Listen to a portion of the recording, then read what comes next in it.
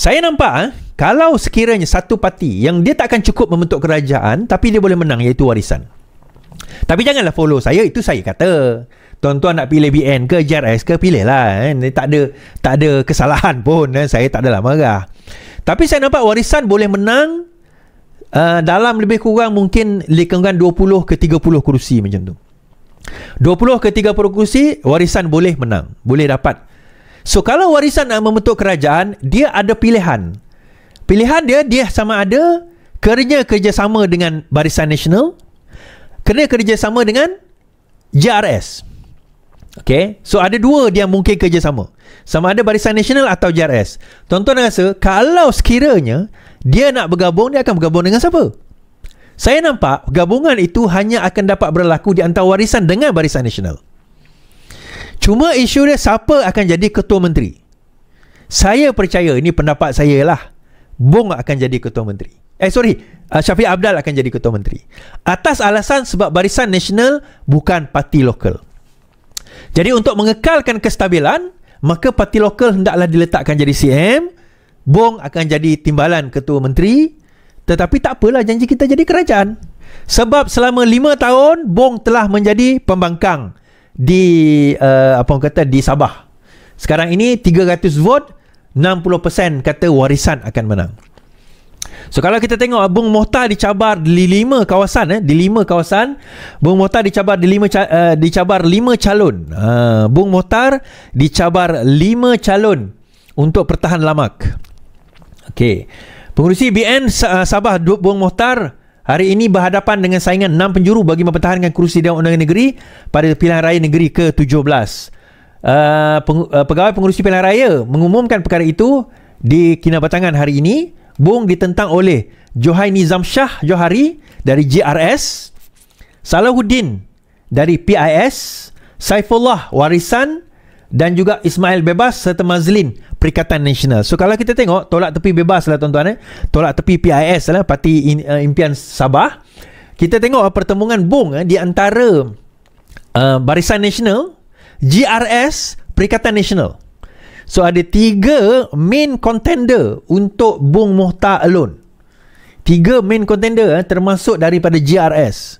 So menarik kalau sekiranya JRS menang di kursi Bung ini, dia akan jadi satu upset besar kepada bakal Ketua Menteri Sabah daripada wakil UMNO Barisan Nasional.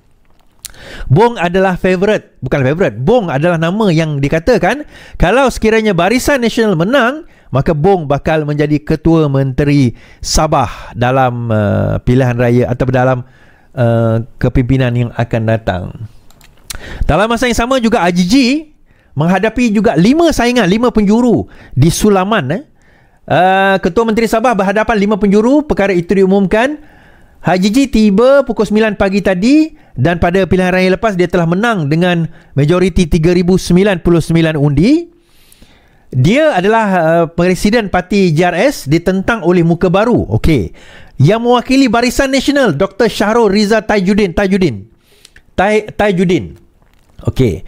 So BN lawan dia, Warisan lawan dia Mokhtar Hussein, PN lawan dia Siti Aminah LA. Kemudian Parti Impian Sabah Fajuddin Nordin. So sebagaimana juga Bung Mokhtar tadi ditentang oleh 3 parti tadi, iaitu JRS, Warisan dan juga Perikatan Nasional. Begitu juga AJJ ditentang oleh JRS, Warisan dan juga JRS, Warisan dan juga Perikatan Nasional. Kalau dengan Bung Mokhtar tadi ditentang oleh JRS, AJJ ditentang oleh Barisan Nasional. Barisan Nasional, Warisan dan juga Perikatan Nasional. So pertimbungan 4 parti ni kita dapat lihat menentang kedua-dua. Abang kata seorang yang incumbent Ketua Menteri Sabah, seorang lagi memang sekarang ini bercita-cita untuk nak jadi Ketua Menteri Sabah yang akan menggantikan AJJ sekiranya menang dalam pilihan raya yang akan datang ini. Saya nampak strategi dia adalah, sebelum saya terang strategi, saya cerita dahulu yang lain. PRN Sabah 569 calon disah bertanding 73 Dewan Undangan Negeri. Saya ramalkan hari itu Inanam sekurang-kurangnya 12 Rupanya 13 yang bertanding tuan-tuan, bukan 12. 13 di kerusi PKR yang kita menang ada 2, iaitu Api-Api dan juga Inanam. Inanam itu 13 penjuru. 13 penjuru tuan-tuan. Sebanyak 596 calon disahkan bertanding bagi 73 kursi Dewan Undangan Negeri. Mereka ialah 74 yang bebas paling ramai. Bebas paling ramai 74 orang. Warisan 73, warisan bertanding di semua. Parti Impian Sabah bertanding di 72. Satu je dia tak bertanding. Ataupun tak tahulah, mungkin calon dia dibatalkan. Dia kata nak bertanding 73. Mungkin ada yang dibatalkan tadi. Gabungan Rakyat Sabah JRS 55, Star 46, Barisan Nasional 45, Perikatan Nasional 42, PKDM atau Parti Kesejahteraan Demokratik Masyarakat KDM, Kadazan Dusun dan juga Murud 40 kerusi, UPKO 25 kerusi dan Pakatan Harapan 22 orang bertanding. So kalau kita tengok daripada senarai tadi tu, kita nampak Pakatan Harapan parti yang paling sedikit nak bertanding. Di dalam Pakatan Harapan ni bukan PKR lebih kurang 12. Betul lah, PKR 12. I think Amanah 2. Kan, DAP 8, PKR 12. Paling sedikit 22. Even digabungkan itu pun paling sedikit. Kita tengok Warisan 73, Parti Impian 72, Barisan Nasional 45, Star 45, KDM pun 40, UPKO pun sekurang-kurangnya 20 parti bertanding. 20 parti bertanding UPKO. Jadi dekat sini saya nampak mungkin satu gerakan ataupun satu pertembungan yang akan berlaku yang paling hebat, persaingan sengit adalah di kalangan GRS, Warisan Barisan Nasional. So Pakatan Harapan dia akan jadi ke tepi. Dia nak jadi kingmaker lah this time around, dan last time pun dia jadi kingmaker. Tapi orang dah tak nampak Pakatan Harapan dalam equation ini. Equation ini, pertembungan besar sebenarnya adalah di antara Warisan Barisan Nasional dan juga dengan GRS. Okay, so parti kecil seperti UPKO, KDM, Star, PBS saya tak nampak tadi mana. PKS ada bertanding 20, PPRS 16, Parti Kerjasama Anak Negeri 17, SPP, PR, PBM yang lain semua kecil-kecil. Aspirasi pun ada 3. Pejuang pun ada tuan-tuan, 1 calon. Pejuang 1 calon, Perpaduan 1 calon. Okey, tak ada yang ditolak. Tapi PBS mana?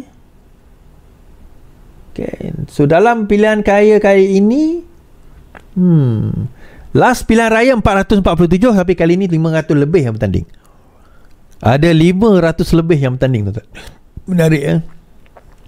Calon tertua ialah di Dun Bingkor, iaitu Uling atau Thomas Anggan, 86 tahun. Mana yang paling muda adalah Syafiq daripada PKS, 24 tahun.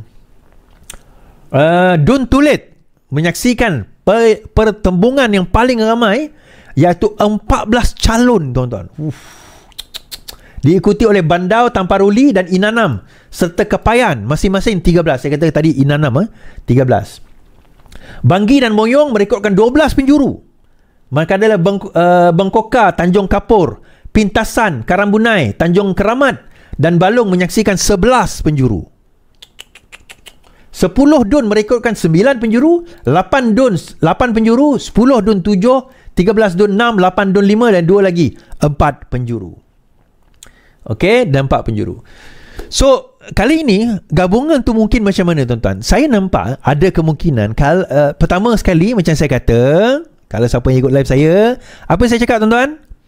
Mungkin tidak ada satu parti yang akan dapat majoriti minima 37 kerusi. Untuk membentuk kerajaan alone tanpa gabungan dengan mana-mana parti, satu parti mestilah memenangi 37 kerusi minima. 37, 37. Kalau dia menang 37, maka dia boleh membentuk majority plus 1 kerusi. Maka dia boleh menjadi ketua menteri. Maksudnya ahli ataupun ahli Dewan Undangan Negeri itu bolehlah dilantik untuk menjadi ketua menteri negeri Sabah. Now, kalau tidak ada kemungkinan saya nampak bahawa akan terpulang kepada TYT. Siapa TYT? Musa Aman. Dalam pilihan raya kali ini ada 2 anak Musa Aman yang akan bertanding, iaitu anak dia akan bertanding ialah Datuk Yamani Hafiz Musa, umur saya 48 tahun. Adiknya iaitu Hazim Mubarak Musa, 43 tahun. Adiknya bertanding parti GRS di Sungai Manila, sementara Yamani Hafiz Musa bertanding di Sindumin dengan tiket PKR. So saya kata dalam hal ini penentuan pilihan raya ini, kalau sekiranya tidak ada majoriti, berkemungkinan dia akan follow formula daripada kerajaan persekutuan, iaitu siapa parti mana yang paling banyak. Parti mana yang paling banyak ada kerusi. Itu mungkin formula kali ini. Last time dia tak macam tu. Last time parti mana yang bergabung dan bersetuju untuk membentuk berjumpa dengan TYT pada masa itu, maka dia membentuk kerajaan. Tapi kalau gunakan formula itu, dia akan jadi masalah kerana parti-parti kecil ni boleh bergabung. Akhirnya parti yang paling banyak, walaupun tak majoriti tapi paling banyak dan paling besar menang, mereka tak menjadi kerajaan. So bagi saya tak fair lah dalam keadaan itu kan. So lebih baik sekiranya TYT melihat mana parti yang paling besar. Contoh ada satu parti 30 kerusi. Dia ni paling banyak, 30 kerusi paling banyak. Tapi nak membentuk kerajaan tak boleh lagi, kena 37 kerusi. Okay, nak membentuk kerajaan tak boleh, kena 37, tapi dia 30. So panggil dia. So dia kena menentukan dia nak gabung dengan siapa. That one is fair. Itu kaedah yang saya pernah sebut tahun 2020 dahulu, yang sepatutnya digunakan. Tetapi pada masa itu yang di-Pertuan Agong menggunakan hemat beliau, menggunakan kaedah lain iaitu SD. Tetapi pada 2022, pada masa itulah yang di-Pertuan Agong menggunakan kaedah yang saya sebutkan tadi. Itu dipanggil sebagai unity government. Bukan unity government sebenarnya, coalition, kerajaan bergabungan atau coalition government. Kan, di mana kita akan mengambil yang paling majoriti di kalangan minoriti yang ada. Di situ yang akan membentuk kerajaan. So kali ini apa prediksi saya? Okey, tuan-tuan, prediksi saya. Okey, kalau betul, alhamdulillah. Kalau tak betul, saya bukan Tuhan. Kita sama-sama membuat prediction kita. Cuba tulis kat komen, tuan-tuan rasa siapa satu parti yang saya kata tadi tak akan ada yang dapat majoriti 37 ke atas. Takkan. Tetapi yang paling banyak dapat. Paling banyak. Maksudnya tak sampai 37 tetapi dia paling banyak. Tuan-tuan rasa siapa? Tuan-tuan tulis kat komen. Tuan-tuan tulis kat komen, tuan-tuan rasa siapa yang akan dapat paling banyak kerusi tersebut. Tuan-tuan rasa siapa? Boleh tulis kat komen siapa? Okey, ada kata warisan, BN, ada kata BN akan dapat 30. Akan ada PH. PH tak akan dapat. PH bertanding 20 je, 22 je bye. Tanding 22 kau agak-agak nak menang 22 tu punyalah payah. Warisan, BN, warisan. Kan warisan. GRS bah. Star, warisan dan Star akan memerintah. Tak, saya minta satu parti. Saya tak nak gabung dulu. Saya nak satu parti saja. Tuan-tuan rasa parti mana yang akan menang dalam pilihan raya kali ini? Tuan-tuan rasa yang boleh menang dalam pilihan raya, bukan menang, maksudnya membentuk ketumbuh atau kerajaan di dalam pilihan raya. Bukan membentuk kerajaan, maksudnya dia menang majoriti, tetapi tak cukup bentuk.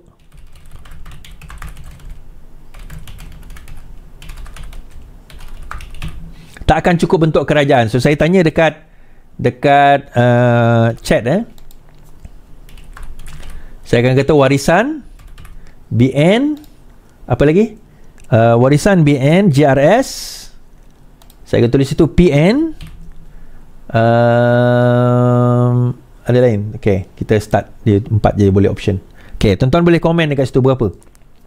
Kan saya dah tulis kat situ. Apa yang tuan-tuan rasa? Okey, warisan. Okey, warisan bagi turun. Okey, siapa komen tuan-tuan? Siapa? BN warisan. Sekarang ni warisan ke depan ni. Warisan, ada yang kata warisan. GRS 10%, BN 19%. Kan tuan-tuan, terus undi, ada 136 vote. Ada dekat apa orang kata, dekat kita punya YouTube sekarang ini. Tuan-tuan boleh pilih. Tuan-tuan rasa siapa? Ada komen, ada undian yang saya minta. Saya nampak kalau sekiranya satu parti yang dia tak akan cukup membentuk kerajaan tapi dia boleh menang, iaitu warisan. Tapi janganlah follow saya, itu saya kata. Tuan-tuan nak pilih BN ke JRS ke, pilih lah.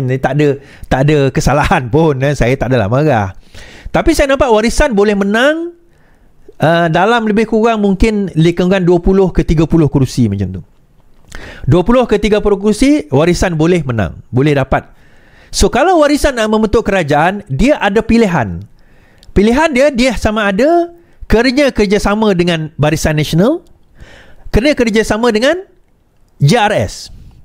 Okay, so ada dua dia mungkin kerjasama, sama ada Barisan Nasional atau JRS. Tuan-tuan rasa kalau sekiranya dia nak bergabung, dia akan bergabung dengan siapa? Saya nampak gabungan itu hanya akan dapat berlaku di antara warisan dengan Barisan Nasional. Cuma isu dia siapa akan jadi ketua menteri. Saya percaya, ini pendapat saya lah, Bong akan jadi ketua menteri. Syafiq Abdal akan jadi ketua menteri. Atas alasan sebab Barisan Nasional bukan parti lokal. Jadi untuk mengekalkan kestabilan, maka parti lokal hendaklah diletakkan jadi CM. Bong akan jadi timbalan ketua menteri. Tetapi tak apalah, janji kita jadi kerajaan. Sebab selama 5 tahun Bong telah menjadi pembangkang di di Sabah. Sekarang ini 300 vote, 60% kata warisan akan menang. Kan? Menang ni bukan erti kata menang dia orang ni akan jadi kerajaan, tetapi menang dalam race nak menuju ke 37. Tak sampai 37 akan menuju ke 30. So persoalan utama adalah kalau warisan bergabung dengan Barisan Nasional dan mereka takkan nak terima JRS, so Pakatan Harapan pada masa itu nak merayu pada siapa, tuan-tuan? Sebab selama ini Pakatan Harapan duduk bersama dengan JRS. Tinggalkan Barisan Nasional. Katalah Pakatan Harapan menang beberapa kerusi. Saya kata tempoh hari, kalau Pakatan Harapan menang 10 kerusi, dia kuat. Maksudnya nak masuk pilihan raya akan datang, kita tak ada isu. Tapi kalau dia dapat kurang daripada 10 kerusi, arti kata kalau kekal 2 kerusi, lagi teruk kalau tak ada kerusi, ketahuilah tuan-tuan, PRU akan datang, PKR akan melingkup. Pakatan Harapan akan melingkup. Ketahuilah. So undian ada dekat YouTube sekarang ini, tuan-tuan boleh undi. Tuan-tuan rasa siapa yang boleh menjadi parti mana yang boleh menang dalam pilihan raya akan datang ini. Itulah komen dari Iswadi. Keputusan UMNO Sabah untuk tidak meletakkan calon menentang Parti Warisan di Sempurna pada pilihan raya negeri Sabah ke-17 yang akan datang menunjukkan bahawa langkah Kinabalu 2.0 telah dimulakan.